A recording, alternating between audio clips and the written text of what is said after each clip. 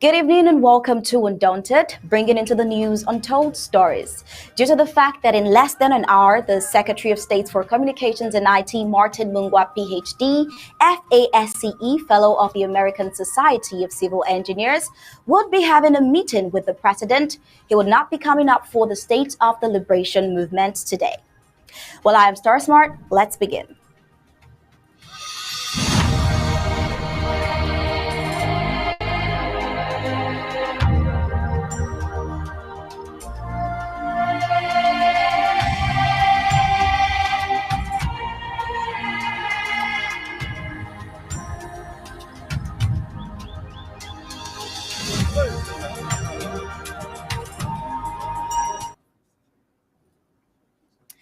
Corruption in La Republic du Cameroon is no news anymore, but for its citizens, having the top key offices in La Republic du Cameroon, the presidency, the Senate, and the National Assembly in the house of those who can no longer think very well, and even in a state of dementia, is quite a nightmare. It is clear that these men are too advanced in age to stay in office. Worse still is the no concern for its citizens. While the grassroots of the nation go through the dilemma, tough times may await colonial La Republic du Cameroon's government ministers, directors, and all those holding key managerial positions in a corruption-plagued nation, as another anti-graft campaign is in view and really imminent this year. Embezzlement of public funds and corruption being a way of life in La Republic du Cameroon, many are now jittery, especially since every vote holder is with a skeleton or two in the cupboard. We might just have the skeletons out of the cupboard as concerns this matter, but only in the full briefings of Undaunted. Now, let's get the prime headlines.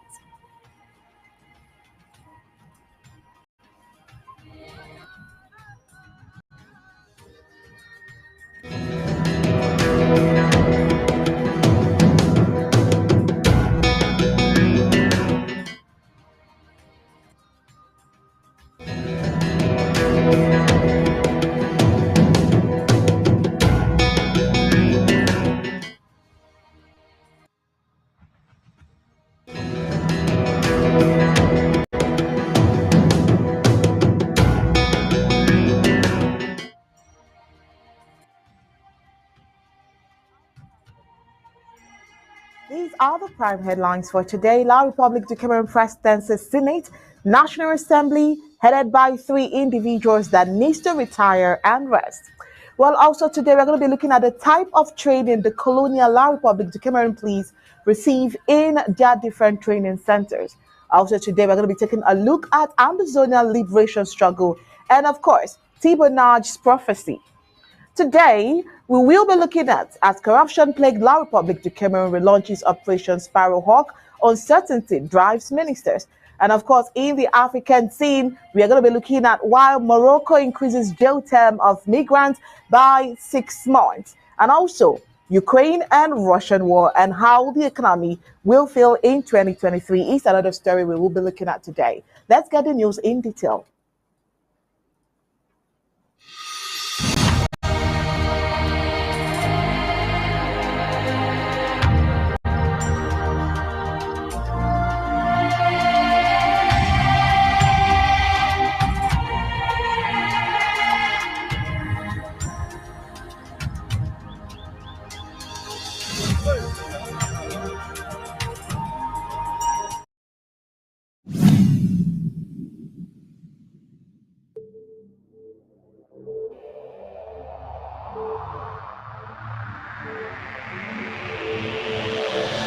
The media greatly influences society. They inform people about what is happening.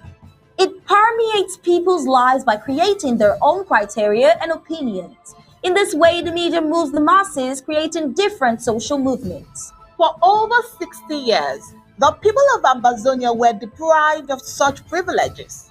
The privilege to enhance their own criteria and opinion. They have suffered cultural genocide for 6 long decades, but not in this age and not with Undaunted ABC Amba News on board. You must understand that wars are fought and won in the media. The speed of the revolution on Ambazonia's quest for freedom cannot be explained without highlighting the diligent use of the media. Franco-Cameroon colonizers, among other strategic moves, weaponized the media against Ambazonia for so long, and they continue to do so even today.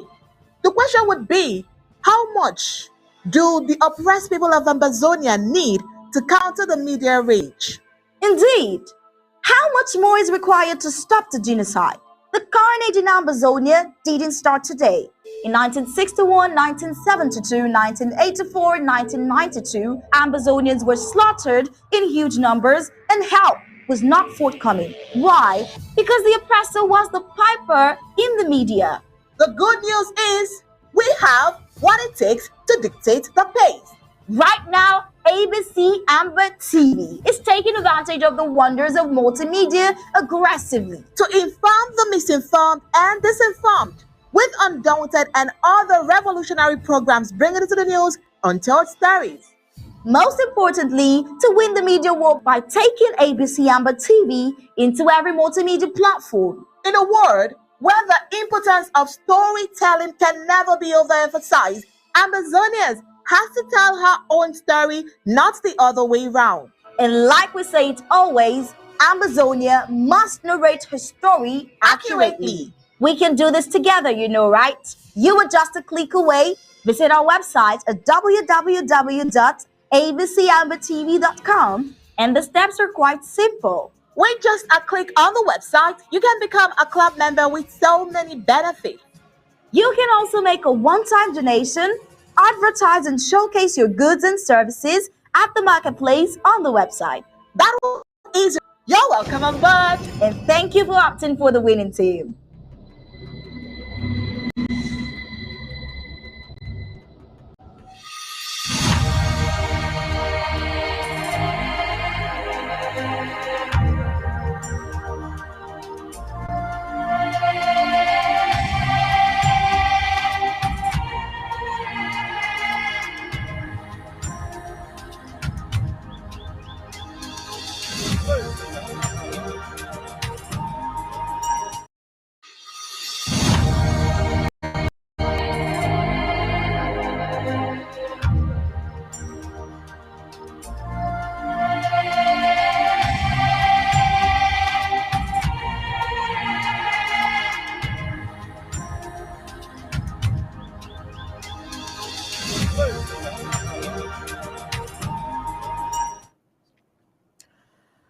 Their top key offices in La République du Cameroun, that is the presidency, the Senate, and the National Assembly, are in the hands of those who can no longer think critically clear.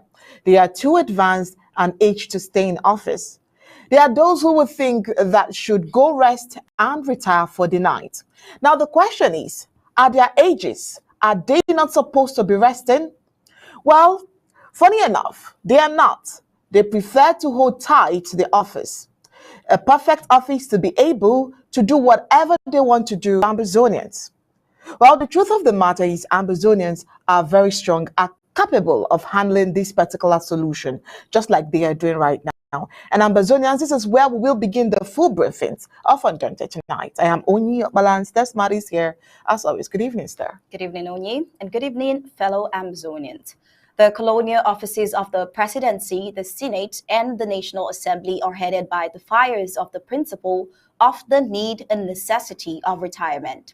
The colonial La République du Cameroon's president is 98 years old. The president of the colonial Senate is 88 years old, and the speaker of the colonial La République du Cameroon's National Assembly is 83 years old. Age is not fit medically to still occupy an office so demanding like theirs. But this circle of friends in the school days are not willing to part ways with power and set the country free from the slump they have plunged it into. Well, with a lot of skeletons their greedy administrative policies have accumulated in their cupboard, they have no choice but to remain in offices to protect them, knowing fully well that the hammer of justice will fall on them heavily the moment they make a step out of offices. Now, these men prefer to die in seats than in prison.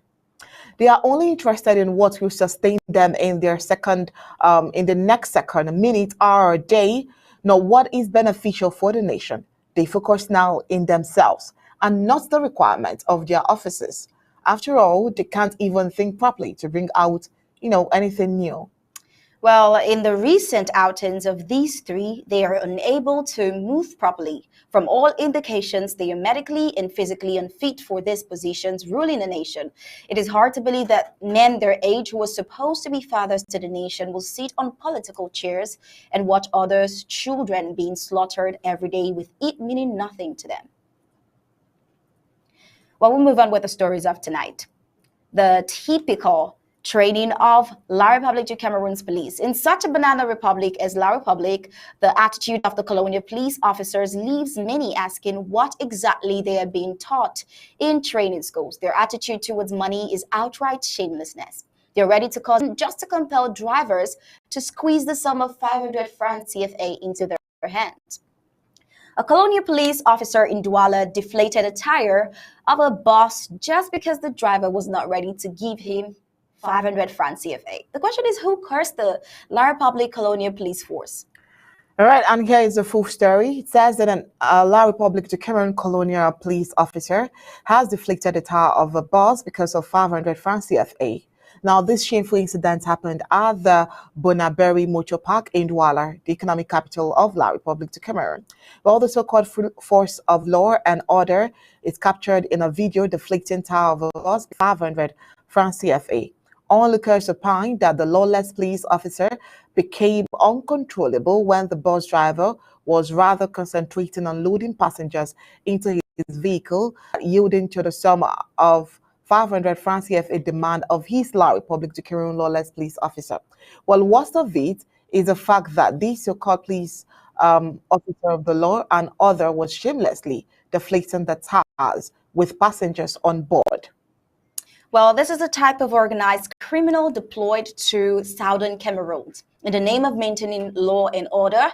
Meanwhile, they know nothing but to rape, loot shops, and extort Ambazonians. Resisting La Republic du Cameroon's imperialism in Ambazonia and pushing these terrorists out is the lone way for the land and the peoples of southern Cameroon to be free. All right, let's take a look at Ambazonian liberation struggle anti-Bonach prophecy. We'll start with the Ambazonian liberation struggle anti-Bonach prophecy says La Republic du Cameroon cannot defeat Ambazonia. While the Ambazonian quest for total independence and recognition is God ordained, and this has been proven beyond every reasonable doubt to all the sellouts, enablers, scoopers, doubting Thomas's stubborn La Republic du Cameroon international community. Well, many are in these categories and more who are only ashamed to admit or confess publicly that their diabolical plans, shady or backdoor deals undermine this genuine cause have floored woefully. But as the saying goes, if you can't beat them. Join the interim government. This new year, 2023, Thibault Nach, the former U.S. Undersecretary for African Affairs, known to be very controversial in his outing about the plight of the people of the southern Cameroon's Amazonia, has set a new pace, which Undaunted believes other pretenders and those still sitting on the fence should follow. All right, let's look at prayer for Ambazonian success. In his tweet on Monday, January 9, 2023, Thibault Nach's prayer is that the Ambazonian liberation struggle witnesses dramatic progress in 2023 rather, to alleviate the suffering of the peace-loving and justice-seeking people of Ambazonia. Well, Thibault's prediction or prophecy comes just at the time the President of the Federal Republic of Ambazonia, Dr. Samuel Ikomesako, and his IG are on the diplomatic offensive for the world to recognize Ambazonians as Africa's 55th nation and the world's 94th nation. Well, the year 2023, therefore, promises to be a do or die one for this liberation struggle to break the last chains and inscribe Ambazonia on the world map. Well, unity of purpose, looking at this, the second wish prophecy or prediction of the U.S. diplomat is that Ambazonians must be united on unity. As the saying goes, united we stand, divided we fall, or unity is strength. The Sacco government has never closed its doors to any bona fide Ambazonian or group that stood for the genuine quest for freedom. However, sellouts, enablers, coopers, one Cameroonians, special statutians, federalists, etc., took Sacco's leniency for a weakness. Well, today, as the saying goes, once bitten, twice shy, or once bitten by a snake, fear a millipede. Dr. Common Sense and his government have learned their lessons and have stood for the unity of purpose, indeed, with those who adhere to the manifesto of the interim government, which uncompromisingly stands for the total independence of Ambazonia. Bona fide Ambazonians must understand that not everyone who shouts Ambazonia or goes around as leader is truly Ambazonia or truly a leader. Most of them, if not all, have been compromised because of their greediness and are no longer fighting the genuine liberation fight. Some are even just merchants struggling to see how they can gain or what they can gain for themselves on the blood of innocent Ambazonians killed by the genocidal La Republic de Cameroon barbaric thugs.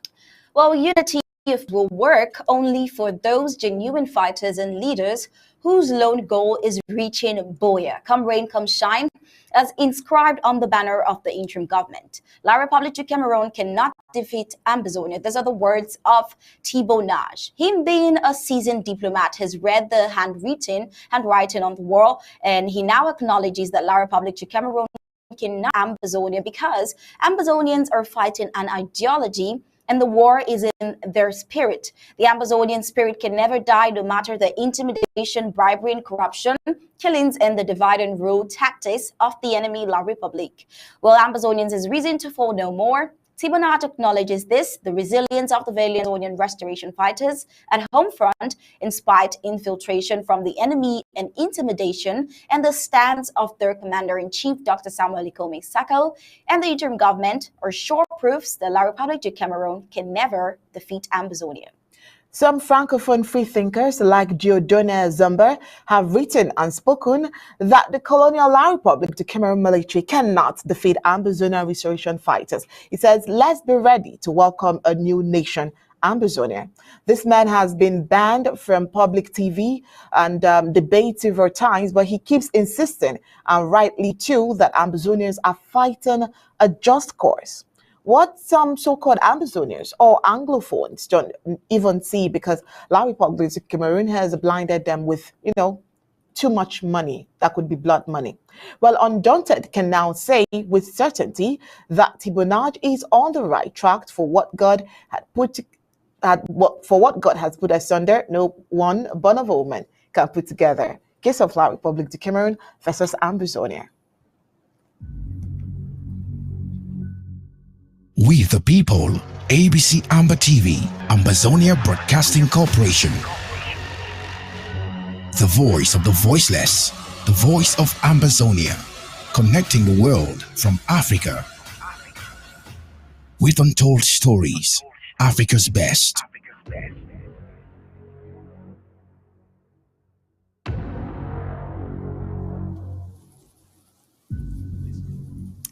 Times may await colonial La Republique du Cameroon's government ministers, directors, and all those holding key managerial positions in the corruption-plagued nation as another anti-graft campaign is in view and really imminent this 2023.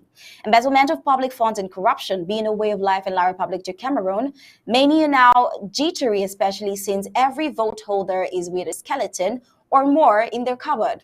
Sources close to Undaunted say the anti-graft campaign this time is targeting everyone involved in the mismanagement of COVID-19 funds, which were in hundreds of francs CFA billions.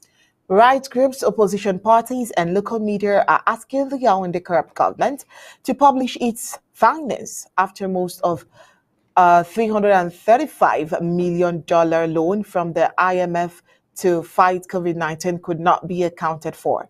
At least 15 ministers so far have appeared at the audit bench of the Supreme Court and a special criminal tribunal to account for the faults.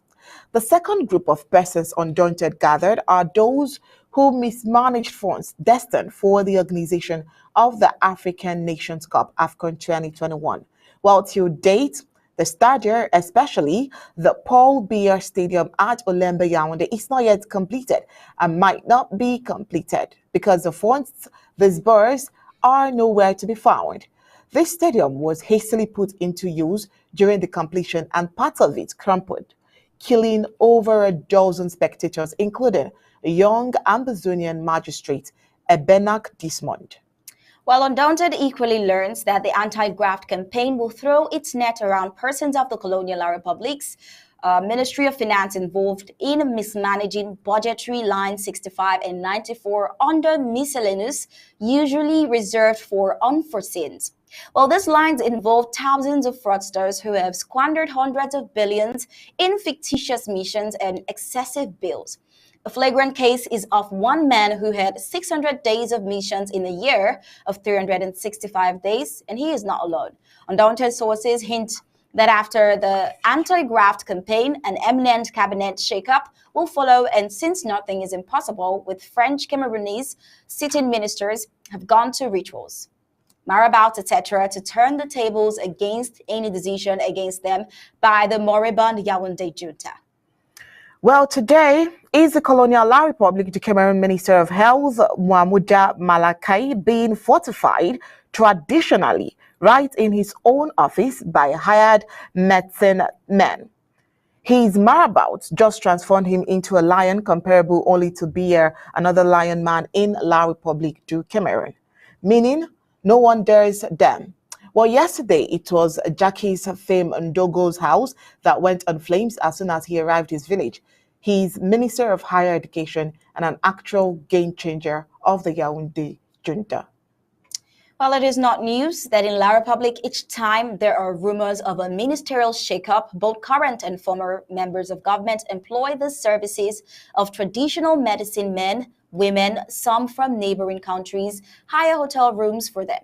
Those in government, it has been revealed, hire the marabouts to tie the hands of Biya and confuse him to forget signing the papers. On the other hand, those aspiring to come in go through rituals and have to move naked at midnight and even perform sexual intercourse with at least a mad woman, sacrifice a person or more, and so on, and join the sect, either Rosicrucian or Frank Mason, etc. Shrewd La Republicans working along the corridors of La Republic to Cameroon's presidency equally feed fat with fake news and fake promises and gullible, power-hungry CPDM militants aspiring to enter the corrupt system. Well, let's not talk much. Let's have you see a video of what we're talking about.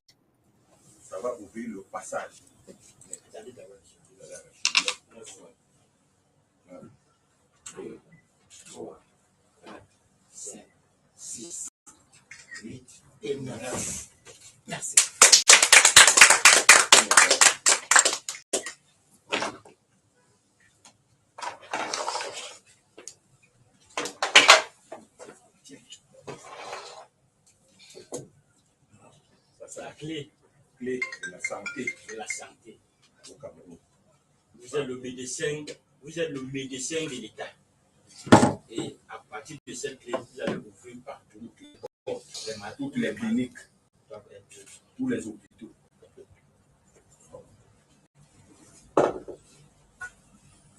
Monsieur le ministre, ça c'est le chasse-mouche qui symbolise d'une part l'autorité et le pouvoir. De l'autre côté, il symbolise la dignité et la liberté. Nous passons ce chasse-mouche. Mais dans quelles conditions? C'est de neutraliser toutes les forces du mal. On va comme ça. Vous touchez. Vous laissez. 2, 3, 4, 5, 6, 7, 8, 9.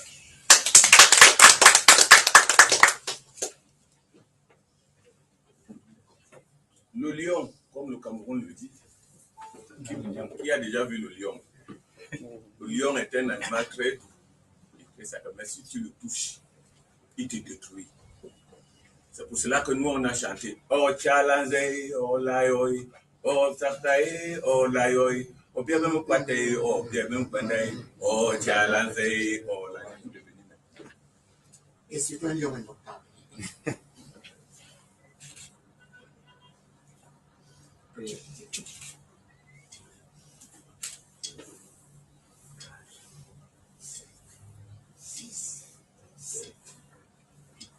Et 9.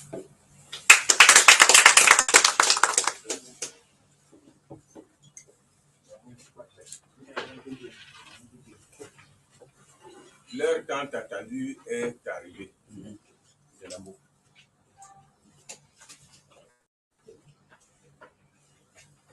Maintenant qu'il est devenu le lion, vous allez entendre comment le lion va crier et vous allez... Oh, well, you've seen some of the initiation process going on there.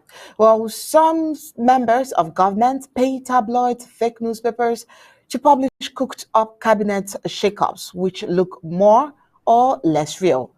By so doing, they keep postponing what might have really taken place and prolong their stay in power. Well, anything to stay in power. During the last Operation Sparrowhawk, an entire cabinet was sent to Kondegi prison, including the prime minister, even though nothing trickles down from the La République du Cameroon's anti-graft campaign to rescue a drowning La République du Cameroon, now on its knees economically, owing to a greater part by the huge cost of the senseless war declared on peace-loving Ambazonians. All right, let's go to African reports. Let's look at the jail term of migrants by 6 months.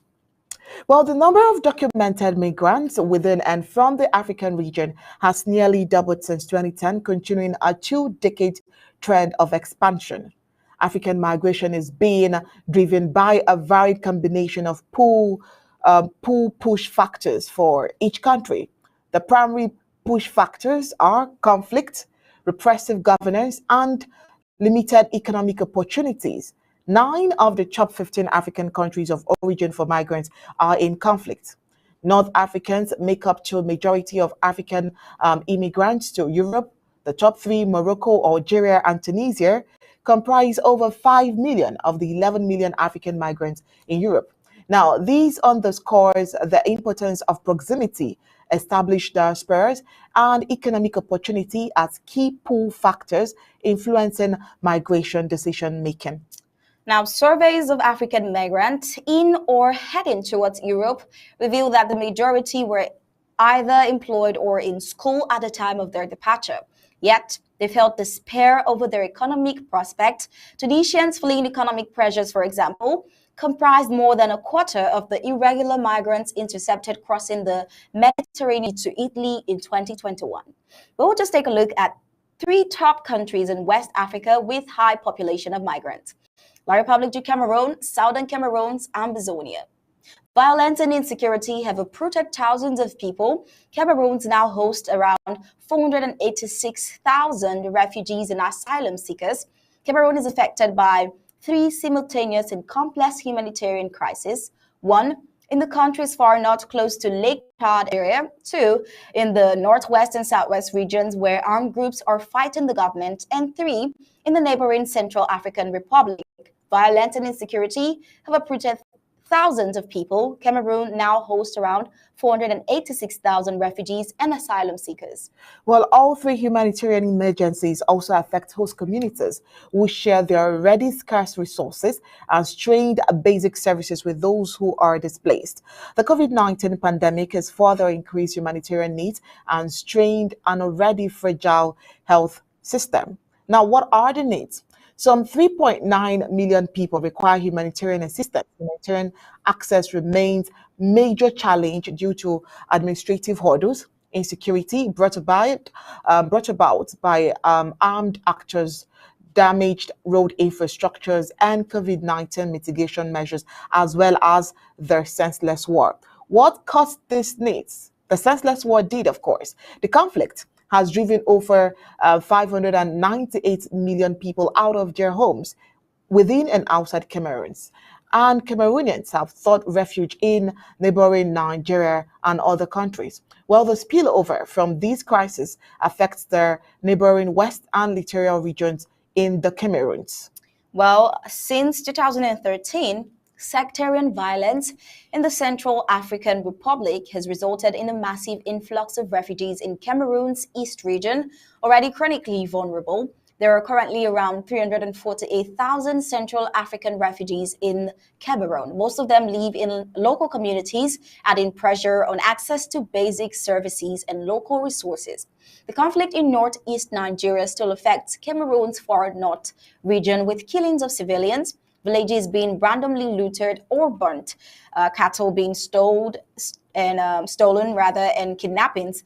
Cameroon hosts over 135,000 Nigerian refugees. Around 378,000 Cameroonians have fled their homes in the region. Farmers are insecure, families are at risk of food shortages, women and girls are exposed to sexual and gender-based violence, and healthcare services are reduced to the minimum. All right, now let's look at another country, Nigeria. The inability of the labor market to provide employment leaves the youth no option but to leave Nigeria. As a result, children become vulnerable to human trafficking, dissatisfaction with the socio-economic conditions of the country, along with high unemployment rates. This has increased immigration from Nigeria. Some people move in search of work or economic opportunities to join families or to study. Others move to escape conflict, persecution, terrorism, or human rights violation. Still others move in response to the adverse effects of climate change, natural disasters, or other environmental factors. Nigeria has one of the largest population of youths in the world, with several abundant natural resources such as petroleum, natural gas, tin, iron, coal, limestone, lead, zinc, and arable land. It is Africa's largest economic and oil exporter, with the largest number of natural gas reserves in the continent. However, with the advantage of these resources to the nation, an increase in economic and security challenges has continued. Nigeria is currently experiencing high unemployment and poverty. As of 2021, the total unemployed population in Nigeria was estimated at a peak of around 6.3 million. Well, Democratic Republic Congo, that's the one we'll look at now. The ongoing conflict in the eastern part of the Democratic Republic of Congo, DRC, has cost approximately 6 million lives since 1996, making it one of the deadliest conflicts in world history. Ethnic and geopolitical competition amongst the RC, Rwanda, Uganda, Burundi, and various non-state armed groups fuel the fighting. The Democratic Republic of the Congo's government announced that 272 civilians were killed in the massacre in the eastern town of Kishishe, North Kivu. The Congolese government blamed the killings on the M23 movement, in which M23 denied. An investigation was opened by Democratic Republic of the Congo's Attorney General. The United States has provided more than $1.7 billion in health assistance to the DRC over the past 20 years. The DRC is also a U.S. global health security intensive support partner country, and it serves as a platform for cooperating on zoonotic disease, workforce development, lab system, and more. Now, the big question, why are they all fleeing to Morocco? Well, migrants often have their country of origin because poverty and lack of regular employment limits their options, and they have no opportunity for education. So, Morocco is attractive in that it provides higher salaries, especially borders with Europe, and offers greater employment opportunity. The question is Morocco a welcoming country? Well, it's a welcoming country, not just because it's a Muslim country, but with 99% of its population identifying as Sunni Muslim, but religious minorities are widely respected. Moroccans are very welcoming and tolerant people with different cultures, ideas, and ways of life. Well, why is Morocco important to the world? Another question to ask. It has the fifth largest economy in Africa and wields significant influence in both Africa and the Arab world. It is considered a middle power in global affairs and holds membership in the Arab League, the Union for the Mediterranean, and the African Union. While they are all running to Morocco, Morocco increases jail term of migrants by 6 months. That's a fact everyone running to Morocco should know. A Moroccan appeal court increased the sentences of 13 migrants by 6 months to 3 years over a deadly attempt crossing into the Spanish enclave of Melilla, their lawyer said on Monday, January 9th. Precisely. Around 2,000 people, many of them Sudanese, stormed the frontier on June 24th in a bid to reach Spanish territory across one of the European Union's two land borders with Africa. At least 23 people died.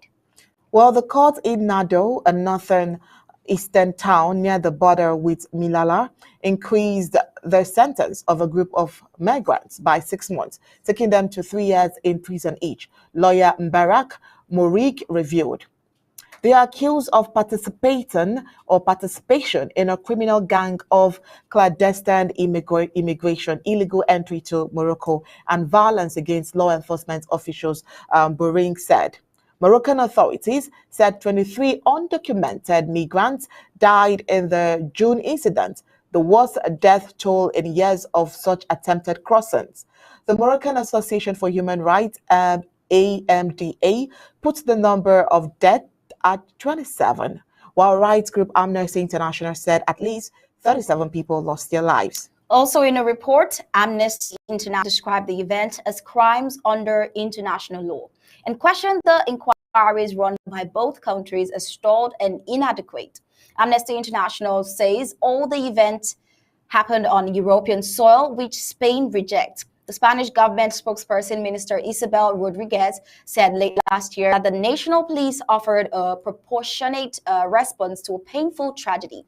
Still in December 2020 last year, Spanish prosecutors dropped their investigations into the deaths of more than 20 migrants, saying they found no evidence of criminal misconduct by Spanish security forces. Well, according to the authorities, 140 Moroccan police officers were wounded.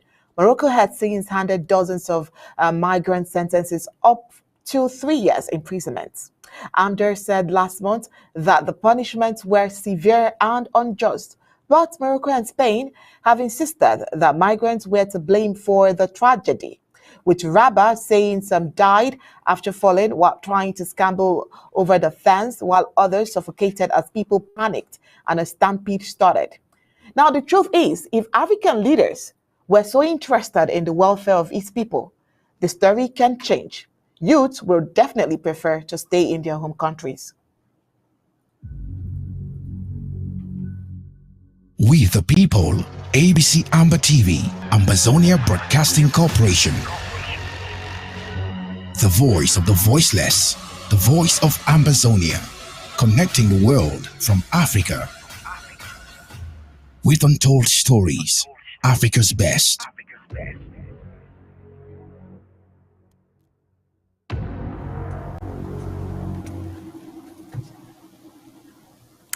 And now on the foreign scene, still on the most talked about war in the world, the Russia-Ukraine war.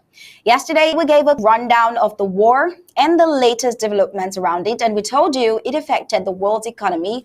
Africa was not exempted in the list, as Africa heavily relies on imports of food, crop oil from the warring parties Ukraine and Russia. The Russo-Ukrainian war has resulted in extreme price shocks and a disruption of the supply chains of various commodities across Africa, ranging from wheat and sunflower oil to crude oil. Well, sanctions imposed on Russia by Western states have also negatively affected the export of Russian fertilizers to other global markets, including Africa. Closing ports, where most African-Russian trade takes place, has had its effect on African countries, causing an unforeseen hike in food prices. We have had to face problems like environmental degradation, climate change, migration, ongoing conflicts, and threats of insurgents, adding food insecurity to that list. Some suggest will probably increase the risks of long-lasting conflict in the Sahel. The ongoing war in Ukraine has dimmed prospects of a post-pandemic economic recovery for emerging and developing economies in the Europe and Central Asia region, says the World Bank's economic update for the region released today. Now, in October last year, 2022, the World Bank reported Russian invasion of Ukraine impedes post-pandemic economic recovery in emerging Europe and Central Asia. Economic activity will remain deeply depressed through next year, with minimal growth of 0.3% expected in 2023 as energy price shocks continues to impact the region. So far, however, the region has weathered the storm of Russia's invasion of Ukraine better than previously forecasted. Regional output is now expected to contract by 0.2% this year, reflecting above expectation growth in some of the region's largest economies and the prudent extension of pandemic-era stimulus by some governments. Ukraine's economy is now projected to contract by 35% this year.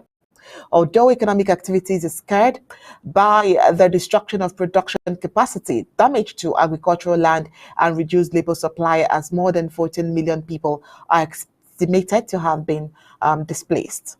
Now, according to recent World Bank estimates, recovery and reconstruction needs across social, productive, and infrastructure sectors total at least $349 billion, which is more than 1.5 times the size of Ukraine's pre-war economy in 2021. Quote, Russia's invasion of Ukraine has triggered one of the biggest human displacement crises and exacted a heavy toll on human and economic life, said Anna Jordi, World Bank Vice President for the Europe and Central Asian region. Ukraine continues to need enormous financial support as the war needlessly rages on, as well as for recovery and reconstruction projects that could be quickly initiated, she said. While the global economy continues to be weakened by the war through significant disruptions in trade and food and fuel price shocks, all of which are contributing to high inflation and subsequent tightening in global financing conditions. Activity in the euro area, the largest economic partner for emerging and developing countries, EMDs of Europe and Central Asia, has deteriorated markedly in the second half of 2022 due to distressed supply chains, increased financial strains, and declines in consumer and business confidence. The most damaging effect of the invasion, however, are surging energy prices amid large reductions in Russian energy supply. Downgrades to growth forecasts for 2023 are broad-based across EMDEs in Europe and Central Asia, as the regional outlook is subject to considerable uncertainty. Prolonged or intensified war could cause significantly larger economic and environmental damage and greater potential for fragmentation of international trade and investment. The risk of financial stress also remains elevated, given high debt level and inflation. A supplement to the report examines the impact of the energy crisis. While global prices for oil, gas, and coal have been rising since early 2021, they skyrocketed after Russia's invasion of Ukraine, sending inflation levels not seen for decades in the region. This unprecedented crisis has implications for consumers and governments alike, constraining fiscal affordability, firm productivity, and household welfare. Hardest hit will be countries with medium to high reliance on natural gas imports for heating, which accounts for 30% of energy demand, industry, or electricity, as well as countries closely connected with EU energy markets. Now, these countries must prepare for gas shortages and put in place energy plans to mitigate the worst impact on households and firms, including saving energy, boosting energy efficiency, and implementing quota rationing plans. Behavior change campaigns that focus on heating efficiency in homes and buildings, such as reselling windows and adding insulations, require relatively minimal investments and have immediate impacts. Ms. Jordi said the crisis of the war in Ukraine, the ongoing pandemic, and the surge in food and fuel prices are painful reminders that governments need to be prepared to manage massive, unexpected shocks that unravel very quickly.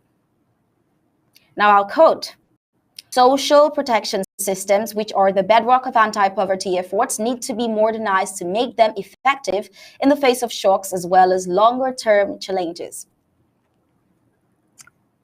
Well, the region's pandemic response comprised two broad types of policy instruments: income protection measures and job protection measures. Well, the report assesses the effectiveness of these measures in promoting economic growth, reducing poverty, and preserving jobs. It finds that in the short run, higher spending on job protection measures was associated with higher employment and less poverty. However, the effect of these measures on growth is less clear. Now, these lessons from the pandemic are instructive for policymakers in making social protection system adaptive and inclusive to effectively address both short-term shocks to the economy and the longer-term trends, which are transforming labor markets, including globalization, demographic trends, technological innovation, and the impact of climate change and climate action. Policy interventions to building social protection systems for the future can include a combination of: one, guaranteed minimum income support designed to protect individuals and households from adverse shocks; two, regulatory reforms that gradually remove restrictions on firms' hiring and dismissal practices and ultimately support the creation of formal jobs in the private sector and a reduction in informality; three, enhance coverage of and protection for vulnerable groups; and four, digitalization for improved quality and quantity of services provision. In a time where the economy is uncertain to recover, you can only brace yourself up with these resourceful policy interventions to build a social protection system in a nation.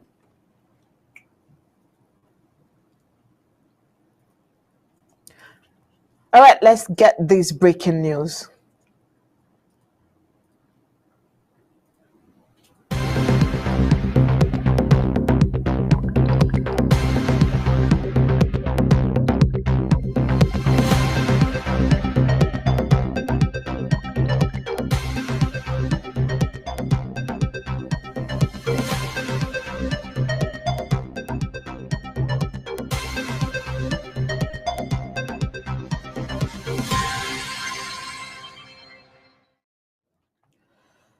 All right, this breaking news is from Meme County and is a situation report. Well, today, Tuesday, 10th January 2023, at about 7 a.m. Amba time, the Ambazonia Restoration Forces, the ARFs of Mbangi local government area, attacked an illegal La Republic to Cameroon terrorist checkpoint set up to extort money and harass the civilian population of Bokosko village. Now, the ARFs engaged the La Republic to Cameroon terrorist elements that were at the control post, killing 3 and many seriously wounded. Many thanks to all our ARFs for their services and sacrifice to free homeland. Well, this is coming from the Meme County security team, and they know, and we all know, that where is a matter of when and not if. Well, coming up next is the editorial, and Stasmat will give us the editorial. In our editorial for tonight, we bring to you Canadian Castles in the Sand by Ntumfoin Bo Herbert UNDAUNTED. One word now aptly describes the Canadian something: propaganda. I'm talking about the claim that the government of La Republic du Cameroon is engaged with Southern Cameroons, also known as Ambazonia, in pre-talks in Canada. Let that sink, he says. In simple English, Ambazonians wittingly or unwittingly lay down with the devil and are hoping silence will prevent an inquisitive village from ever finding out. Tough luck, especially if silence is one of the devil's most frequently used propaganda tools. Now, he takes that back. It's not been all quiet on the Canadian front. Some claimed we were winning bigly a few short days ago. Others were so cocksure they crossed 1,000 bridges before getting to them. The pre-talks are so advanced, they claimed pre-talks had achieved so much in such a short time that Amazonians will be tired of winning, was one hint John Amba dropped, borrowing from a certain Trump. The only reason he could not say more about the jackpot allegedly hit in Canada was that both parties were sworn to secrecy. We are not saying a word. Me no talk English. Read my sealed lips. Representatives of Cameroon that the likes of the mayor of Uge speak for Cameroon and representatives of Amazonia are still keeping everything under wraps. They apparently expected who else? The man-made god at Etudi to announce his own surrender. That's how New Year's Eve could not come early enough. For once in a long time, some Amazonians look to and listen seriously to Cameroon's tyrant for life in the forlorn hope of him mentioning the something happening in Canada. With Amazonian media rights fortified to CRTV, the state-owned propaganda tool unveiled a mummified version of Paul Biya in a production that could have been titled Les Fantômes de Yaoundé vont parler. The ghost addresses you from Yaoundé. The hurricane filled one teacup, so much for waiting. The speech was standard Biya delivered to an audience he previously ascertained not to include. There's gens important dans la salle. IP dignitaries in the hall. The crisis is in my rear view mirror. Things are returning to normal. That summarizes the part that spoke in silence to nothing happening in Canada. It was Biya, with his same old Bikutsi propaganda admitted, it left Amazonian dancers stranded on the floor ever since social media is awash with crocodile tears. Quote, the speech fell short of expectations, said Capo Daniel, speaking on behalf of a very disappointed AGOC/ADF. This speech was a betrayal of trust. Please don't ask me what trust. Sworn to state secrets, John Amba of the Consortium and the Coalition for Dialogue and Negotiation, CDN, accused Biya, surprise, surprise, of lacking sincerity. Pitiful astonishment to learn a quell here so belatedly that Cameroon cannot be trusted to keep its words. Is that what happens when we live on the same earth but on different planets? Who else is surprised the baker sells baked pastries? Well, Capo Dania even played medic. Biya is hiding behind his illness and advanced age to avoid reality, he said. Again, don't ask me behind what Capo is hiding, not to simply spill the beans Biya is hiding. How did you know that it sounds like crying over spilled milk? Quote, I know it was sadly foreseeable. An old church hymn mocks that man who loves to live free of advice.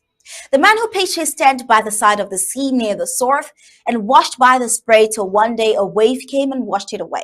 The American hardcore punk band Stick to Your Guns could have written built on sand for this moment. You've hit bottom and you're still sinking.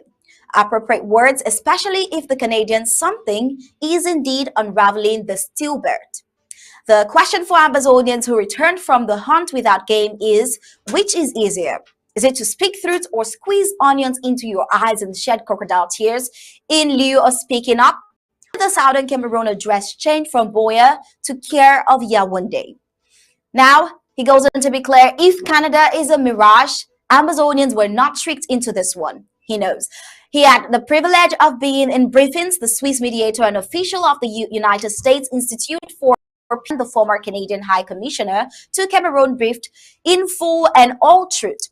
They told us that Canada did not have a process. It did not intend to set up one. It was not convening as a mediator. This explained that this was being done at the request of First Slave John Ngute, who reportedly has the approval of that of the war hawks in that regime, while Switzerland opted to remain engaged, awaiting to mediate when, if Cameroon re-engages Canada accepted, to organize what is Volume 2 of Cameroon's Grand National Dialogue. It was easy to avoid this for more than 3 years. Those who ended up in Canada lectured Swiss cheese about the how to negotiate like a big boy. Time finally came to apply these lectures, and all the big book was set aside. It seems was a good starting point not to insist on understanding why Cameroon backed out of the Swiss-led process. Was letting them so easily off the Swiss hook not setting a precedent? Why would the disease that afflicts coffee spare cocoa? Was the lecture now that Amazonia should never trust Cameroon committing unless the international community was on board as mediator, observers, guarantors? Especially because we now know that worldwide support for a process does not prevent rogue state Cameroon from walking away, who takes commitment under wraps by slaves with no authority and no known delegation of authority to commit seriously. If silence serves Cameroon, why are those who represented Ambazonia not singing yet? Why did they not insist on Canada doing a statement, as did Switzerland, indicating it has, that is, if it does have, the mandate of both parties to serve as mediator? Why is the lecture that Canada must first obtain a resolution from the United Nations General Assembly, giving them a mandate not being applied? Why are CDN leaders muted on calls for multi-mediation? Why the silence about the logistics partners in Canada still in the same humanitarian dialogue HD of Switzerland that so many spent years denigrating? Why is outsourcing Ambazonians' communication to the colonizer a good thing? Please, don't get me wrong, it pains me to see otherwise honorable Ambazonians' comrades holding beer. There is hardly anything I wish and pray for more than to have a successful, internationally supported mediation process. I actually wish Canada was doing a better job. I hope Amazonians who were in Canada realize silence is not golden in this case.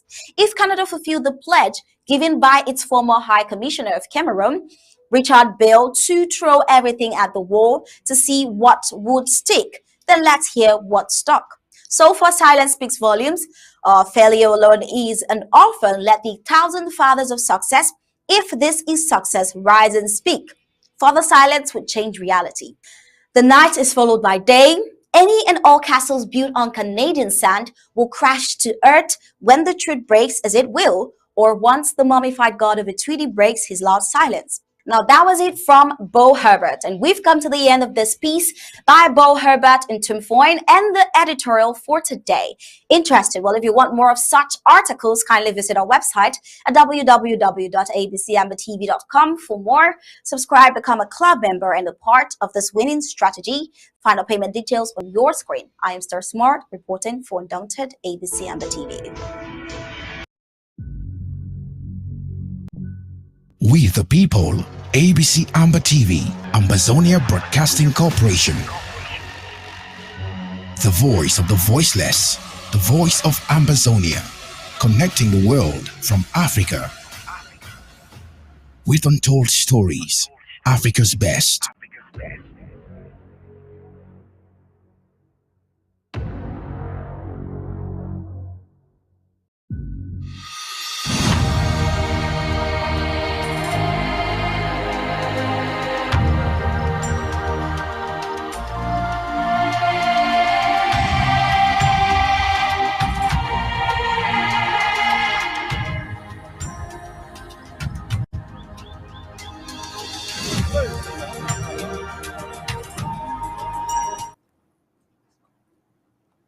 All right, thank you so much, Desmond, for that report.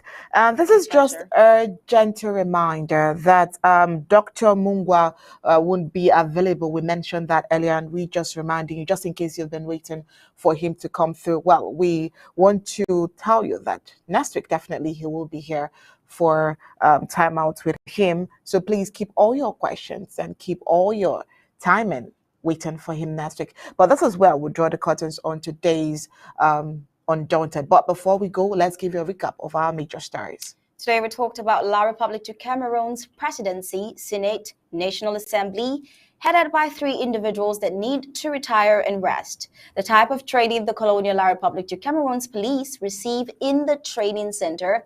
A look also at Ambazonian liberation struggle and Thibonard's prophecy. Well, today on Undaunted, we told you that as corruption plagued, La République du Cameroon relaunches Operation Sparrowhawk, while uncertainty drives ministers. Also today, we looked at Morocco as it increases jail term of migrants by 6 months.